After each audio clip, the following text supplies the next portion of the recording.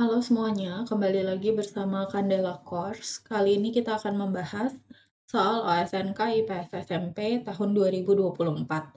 Sebelumnya, untuk kalian yang membutuhkan PDF-nya atau yang membutuhkan les atau pelatihan, kalian bisa DM ke Instagram Candela Course. Dan untuk yang membutuhkan rekomendasi buku, kalian bisa klik link produk yang ada di video ini. Oke, soalnya adalah pelecehan seksual adalah salah satu bentuk penyimpangan sosial. Pernyataan yang A, pelecehan seksual pada anak dapat membuat anak mengalami trauma dan mengasingkan diri secara sosial. Pernyataan yang B, perilaku pelecehan seksual pada dasarnya adalah suatu penyimpangan primer yang dilakukan oleh seorang individu. Berdasarkan pernyataan di atas, hubungan dua pernyataan yang tepat adalah yang A, pernyataan A dan B benar, ada hubungan. Yang B, A dan B benar, tidak ada hubungan. Yang C, A benar, B salah, tidak ada hubungan. Atau yang D, A salah, B benar, tidak ada hubungan. Dampak pelecehan seksual diantaranya adalah mengganggu sosial emosional, diantaranya kesulitan dalam berbaur dengan lingkungan, serta emosional yang tidak stabil. Hal ini bisa tercermin dalam kesulitan dalam membangun hubungan sosial yang sehat, merasa terasing. Lebih lanjut, anak juga beresiko mengalami intimidasi atau penolakan dari teman sebaya, sehingga mempengaruhi keseimbangan mental dan kebahagiaan mereka. Yang selanjutnya, gangguan stres pasca trauma atau post-traumatic stress disorder atau PTSD. Anak korban pelecehan seksual dapat mengalami PTSD yang ditandai dengan gejala seperti selalu teringat atau terbayang kejadian buruk saat pelecehan, mimpi buruk, atau kecemasan yang berkepanjangan ketika menghadapi situasi yang mengingatkan mereka pada pengalaman traumatis tersebut.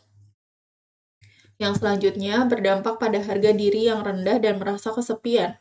Pengalaman pelecehan seksual dapat mempengaruhi cara anak melihat diri mereka sendiri. Mereka bisa saja merasa tidak berharga atau meragukan nilai diri mereka sebagai hasil dari perilaku yang merugikan tersebut.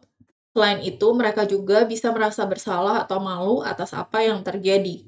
Bahkan jika mereka tidak memahami sepenuhnya bahwa mereka adalah korban pelecehan.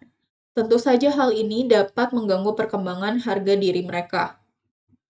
Beresiko menjadi pelaku di masa yang akan datang. Mengapa demikian? Karena korban mengalami perubahan yang drastis dalam pemahaman dan perilaku seksual mereka yang tidak sesuai dengan tahap perkembangan. Selain itu, risiko menjadi pelaku di masa yang akan datang juga meningkat sebagai hasil dari pengalaman traumatis tersebut. Penyimpangan primer adalah perilaku menyimpang yang bersifat sementara, tidak berulang, dan tidak terlalu merugikan orang lain. Penyimpangan ini masih dapat diterima oleh masyarakat. Contoh penyimpangan primer adalah siswa membolos sekolah tanpa sepengetahuan orang tua dan guru, terlambat datang ke sekolah karena ban sepeda bocor, mengebut ketika mengemudi karena ada situasi darurat, menerobos lampu lalu lintas, terlambat membayar pajak. Ciri-ciri penyimpangan primer adalah bukan kebiasaan, sanksi ringan masih dapat ditolerir oleh masyarakat.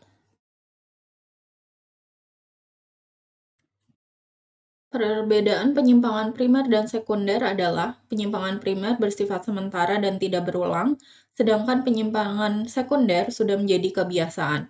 Penyimpangan primer sanksi ringan, sedangkan penyimpangan sekunder sanksi berat. Penyimpangan primer masih dapat diterima oleh masyarakat, sedangkan penyimpangan sekunder tidak dapat ditolerir oleh masyarakat. Nah, untuk jawaban ini, A dan B benar, tidak ada hubungannya. Di sini disebutkan pada dasarnya adalah suatu penyimpangan primer, tetapi ini akan berkembang menjadi penyimpangan sekunder. Seperti itu ya. Jadi jawabannya adalah yang B. Oke, terima kasih sudah belajar bersama Candela Course. Jangan lupa untuk join member, like, share, komen, dan subscribe. Semangat!